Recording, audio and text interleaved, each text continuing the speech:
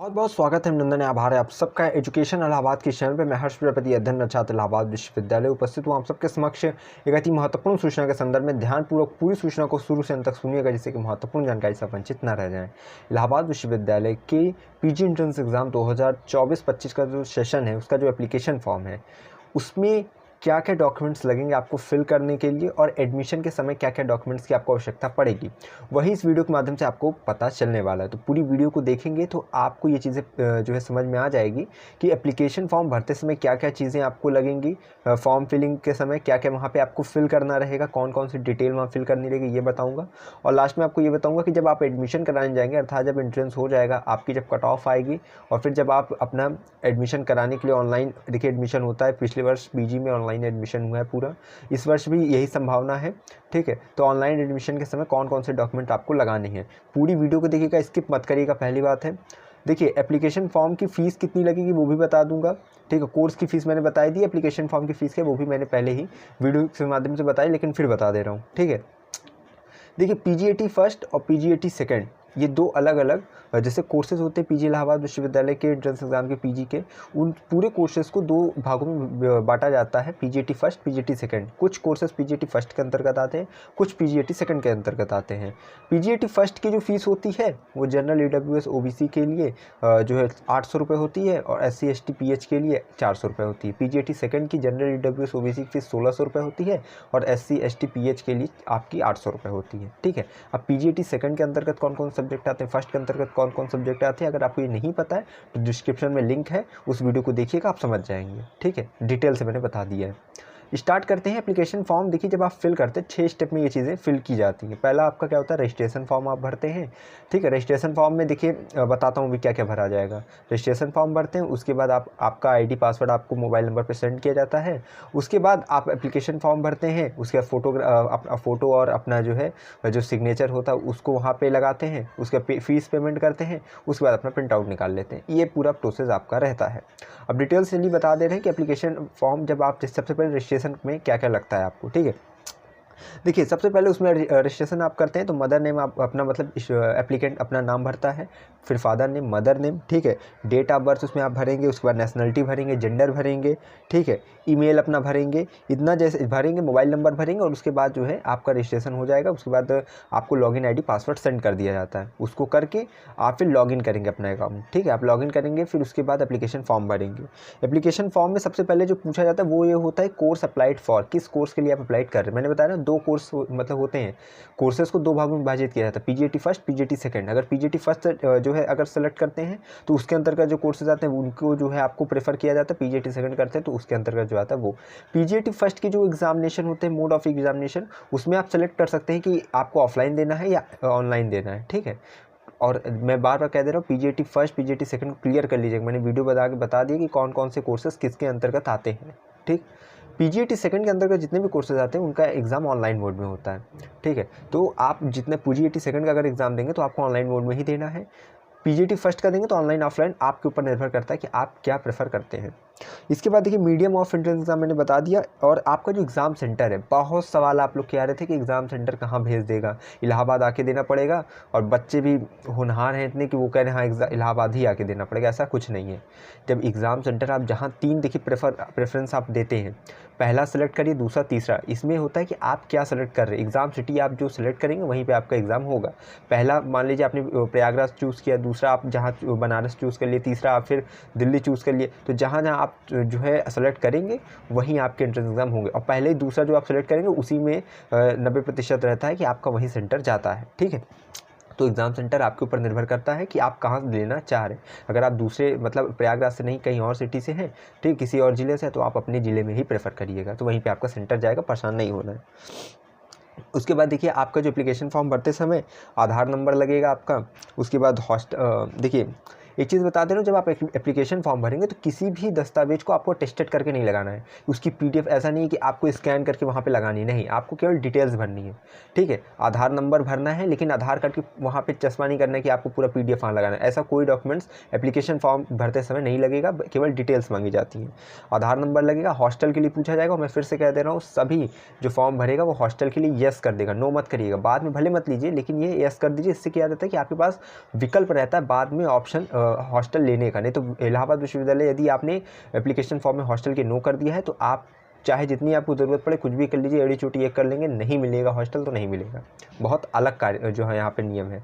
तो हॉस्टल के सब लोग यस कर दीजिएगा, बाद में भले मत दीजिएगा, उससे कोई दिक्कत नहीं है, ठीक है। उसके बाद आपसे पूछा जाएगा कास्ट क्या है आपकी, उसको बताइएगा, ठीक है। उसके बाद ठीक है कैटेगरी कास्ट आपका, जैसे मान लीजिए ओबीसी बताएं तो ओबीसी में भी आपकी क्या सब कास्ट क्या है, यानी जैसे मान लीजिए मैं ओबीसी में मेरी कुम्हार प्रजापति हूँ तो वो चीज़ें आपको भरनी रहेगी। एड्रेस अपना भरना है, परमानेंट एड्रेस भरना है, मदर नेम फादर नेम, ठीक है, ये सब चीज़ें भरना है।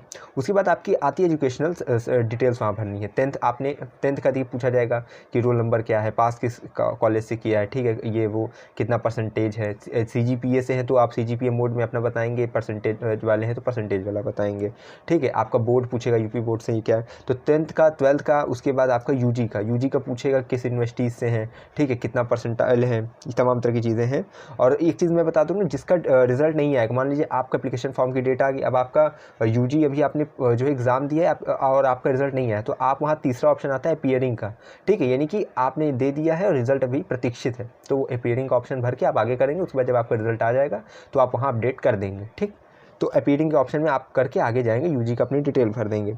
उसके बाद देखिए आता है फिर आपका कोर्स अप्लाइड फॉर, यानी कि अब आप चूज़ करेंगे किस सब्जेक्ट से आप एंट्रेंस एग्जाम देने वाले हैं, किस सब्जेक्ट में आप एडमिशन लेने वाले हैं। सबसे पहले कि वहाँ जानते क्या होता है, जब आप बीए में सब्जेक्ट, मान लीजिए मैं जैसे बता रहा हूँ एमए का आप भरने जा रहे हैं, ठीक है, तो यूजी बीए में जो आपका लास्ट मतलब जो तीनों ईयर का सब्जेक्ट है पहले वो फिल करवाया जाता है। पीजी में एडमिशन लेना है तो यूजी की जो तीनों ईयर में जो आपके सब्जेक्ट्स हैं, पहले फर्स्ट ईयर रहेगा, उसमें कॉलम रहेगा कि फर्स्ट सेकंड थर्ड आपके क्या सब्जेक्ट थे, फिर सेकंड ईयर में फर्स्ट सेकंड थर्ड क्या सब्जेक्ट थे, फिर जो थर्ड ईयर यानी लास्ट ईयर में 2 ही सब्जेक्ट होता है तो फर्स्ट सब्जेक्ट सेकंड सब्जेक्ट, ठीक है, ये दोनों वहाँ पे आपको फिल करना है। उसके बाद आपको चूज़ करने का जो ऑप्शन आता है, जो 2 ऑप्शन आपके रहेंगे लास्ट ईयर में, मान लीजिए 2 सब्जेक्ट है हिंदी और इंग्लिश, तो जो जिससे आप एंट्रेंस देने जाएंगे तो वहाँ पे भी 3 ऑप्शन आपको मिलता है। पहला कि किस 3 विषय से आप अपना एग्ज़ाम दे सकते हैं पीजी का, तो पहला विषय आपको देगा, ठीक है, हिंदी इंग्लिश, वहाँ पे 2 ही ऑप्शन रहेगा क्योंकि आपका यूजी लास्ट ईयर में 2 ही सब्जेक्ट था, हिंदी और इंग्लिश, तो हिंदी इंग्लिश में से एक चूज़ करिए, ठीक। फिर दूसरा ऑप्शन आपका आएगा कि दूसरे किस सब्जेक्ट से आप पीजी देना चाह रहे हैं, ठीक है, तो दूसरा ऑप्शन आप वहाँ पे भी हिंदी और इंग्लिश ही देगा, ठीक है, यानी कि हिंदी इंग्लिश वहाँ पहले हो गया, उसके बाद दूसरा प्रेफरेंस में आपने इंग्लिश रखा है। 2 ऑप्शन देता है इंग्लिश, उसके बाद कहता है कि नहीं आपको कोई दूसरे सब्जेक्ट से आप एंट्रेंस एग्जाम नहीं देना चाहते हैं, तो अगर आप देना चाहते हो अपने दूसरे सब्जेक्ट से, ठीक है। और अगर आप नॉन सब्जेक्ट कैंडिडेट हैं तो उनके लिए तीसरा ऑप्शन रहता है, उसमें क्या रहता है कि आप किसी भी जो है सब्जेक्ट से एंट्रेंस एग्जाम दे सकते हो। अब देखिए नॉन प्रोविज़न ऑफ कैंडिडेट का क्या है कि provision of non subject candidate जो गैर विषय अभ्यर्थी रहते हैं, किस विषय से वो दे सकते हैं, मान लीजिए इकोनॉमिक्स से दे सकते हैं कि नहीं, एमए इकोनॉमिक्स से कर सकते हैं कि नहीं, तो ये सब होता है कि किस सब्जेक्ट से गैर विषय भर्ती दे सकते हैं कि नहीं। इसके लिए मैं डिटेल वीडियो बनाई दी है कि इसमें आपको पता चलेगा आप एमए अगर पॉलिटिकल से करना चाहते हैं और आपका पॉलिटिकल नहीं है ग्रेजुएशन में तो आप कर सकते हैं कि नहीं, इकोनॉमिक्स से करना चाहते हैं लेकिन इकोनॉमिक्स आपका ग्रेजुएशन में नहीं, कर सकते हैं नहीं। तो ये डिटेल वीडियो को हाथ जोड़ रहा हूँ, जाकर देख लीजिएगा, बार बार सवाल मत किया करिए। मैंने आपकी समस्याओं का समाधान मैंने पहले वीडियो के माध्यम से कर दिया, क्योंकि मैं थोड़ा दूरदर्शी थोड़ा सोच लेता हूँ कि ये दिक्कत आएगी, तो 1 महीना पहले वो चीज़ें स्पष्ट कर दी, तो वो सब जाकर अब देखिए, ठीक है। इसके बाद देखिए आपका वही आप सब्जेक्ट चूज़ कर लेते हैं। अगर आप व्यक्ति चाहे, अगर आप कैंडिडेट अभ्यर्थी चाहे तो केवल एक विषय से ही आप अपने एंट्रेंस एग्जाम दे सकते हैं, ठीक है। कोई भी आप जितना भी विषय चूज़ कर रहे हैं, ठीक है, 3 विषय चूज़ कर रहे हैं, 2 विषय चूज़ कर रहे हैं, ठीक है, आपको जो मतलब 2 विषय आपने चूज़ कर लिया, ठीक, अब उसको करने के लिए समय आपको तो नहीं मिलेगा, 2 ही घंटा मिलेगा, चाहे आप कुछ भी करिए, ठीक।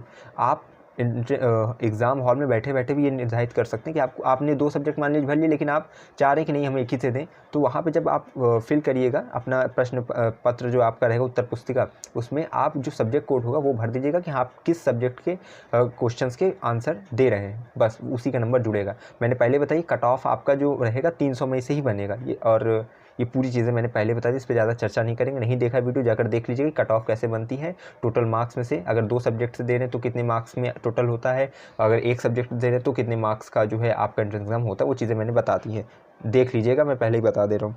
उसके बाद देखिए आपका आपने सब्जेक्ट अप्लाइड कर दिया कि किस सब्जेक्ट से आप एंट्रेंस एग्जाम देने जा रहे हैं। उसके बाद फोटो सिग्नेचर आपका लगता है 80 KB का होना चाहिए, JPG या JPG फॉर्मेट आपका होना चाहिए, फोटो सिग्नेचर देंगे, उसके बाद फीस पेमेंट करेंगे, उसके बाद प्रिंट आउट निकाल लेंगे, ठीक है। फीस पेमेंट में बताई दी कितना फीस लगता है। ये क्या था, ये एप्लीकेशन फॉर्म भरते समय क्या क्या डिटेल्स आपको भरनी है, ठीक है। ये डॉक्यूमेंट्स जो बताया आधार नंबर ये वो तमाम तरह के लगेंगे, लेकिन ये है कि आपको डॉक्यूमेंट अटेस्टेड वहाँ नहीं करना। लेकिन जब आप एडमिशन कराने जाएंगे तो आपके देखिए फॉर्म में जब एप्लीकेशन आप एडमिशन फॉर्म भरेंगे तो वहाँ पे कुछ डॉक्यूमेंट्स लगेंगे, ठीक है। 9-10 डॉक्यूमेंट्स से बता दे रहा हूँ। सबसे पहले देखिए आपका 10th का 12th का यूजी का मार्कशीट एंड सर्टिफिकेट लगेगा, ठीक है। उसके बाद आपकी जो माइग्रेशन और टीसी है वो लगेगा। अब माइग्रेशन किसको लेना है, टीसी किसको लेना है, ये चीज़ें मैं अगली वीडियो में बता दूंगा, ठीक है। टीसी और माइग्रेशन से रिलेटेड मत परेशान होइएगा। अपना रिजल्ट जरूर तैयार रखिएगा, जो है रिजल्ट जरूरी है, बिना रिजल्ट के 3rd ईयर के नहीं आपका लगेगा, यूजी का रिजल्ट होना अनिवार्य है।